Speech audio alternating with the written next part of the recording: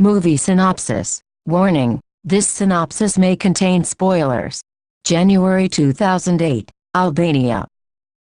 Two masked men pull David Packhouse, Miles Teller, out of a trunk and start beating him. One of the men holds a gun to David's face. We hear David's voice saying what kind of gun it is, and he adds that he is an international arms dealer. We see clips of American soldiers posing with the gear and weapons. David says that while some people see a hero serving his country, he sees thousands of dollars worth of materials. According to David, that's what war is really all about: money. Anyone who says otherwise is in on it and is supposed to keep quiet. The scene then switches to the year 2005 in Miami, Florida. David is a massage therapist making $75 an hour, living with his girlfriend Ana de Armas. On the side, David tries to sell bedsheets to a retirement home, but he learns that no one gives a shit about old people. At a funeral, David reunites with an old friend named Ephraim de Verily, Jonah Hill. They hang out after and try to score some weed from neighborhood drug dealers. Ephraim gives them $300 for weed, but they pocket the money and ignore Ephraim, showing off a gun to make him leave. Ephraim walks to his car and pulls out a bigger gun from his trunk, which he starts firing off in the air to scare the dealers away. David and Ephraim discuss Ephraim's new line of business, gun running. He explains to David how to exploit the war on terrorism for profit. David doesn't want to get involved at first, but when he learns Iz is pregnant, he figures he needs to make more money than he does now. He lies to her and tells her that he and Ephraim are selling bedsheets to the U.S. Army, which she is okay with.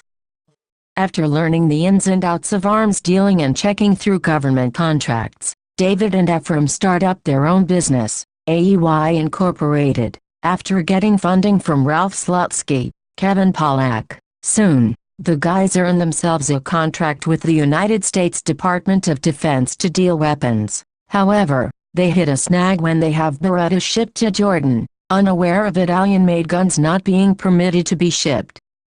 Ephraim interrupts David during a dinner party with Iz and her friends. They have a conversation outside, but Iz overhears their business and learns the truth about what David is doing, leaving her pissed.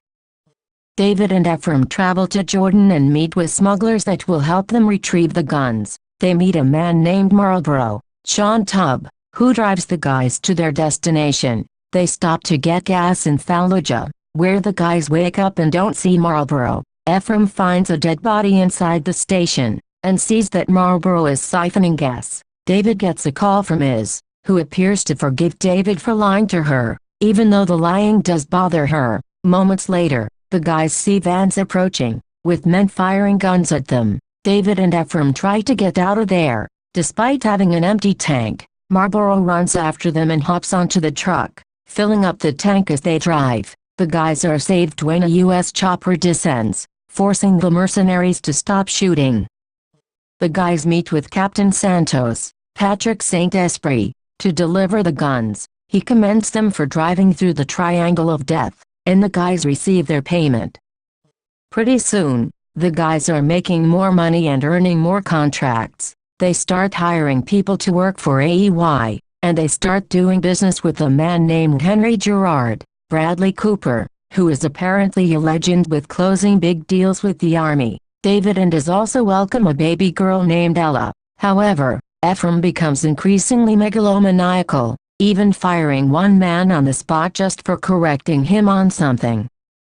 David and Ephraim then score the Afghan deal, which would allow them to supply the Afghan army with a number of weapons and ammunition. The contract came from China, which is a problem because the U.S. Army has an embargo on the Chinese military industry, so Chinese ammunition is banned. Ephraim has the ammo and weapons repackaged and shipped off anyway.